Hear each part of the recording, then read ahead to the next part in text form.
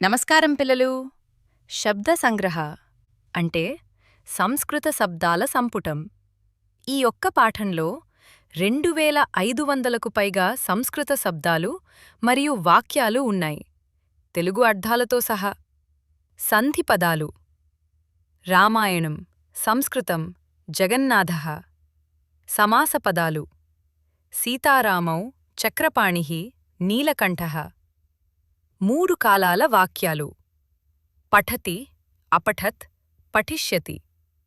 ఆత్మనేపద వాక్యాలు: లభతే, వర్తతే, సేవతే. 8 కారక విభక్తి వాక్యాలు: ఒక్కో అర్థం వేరు.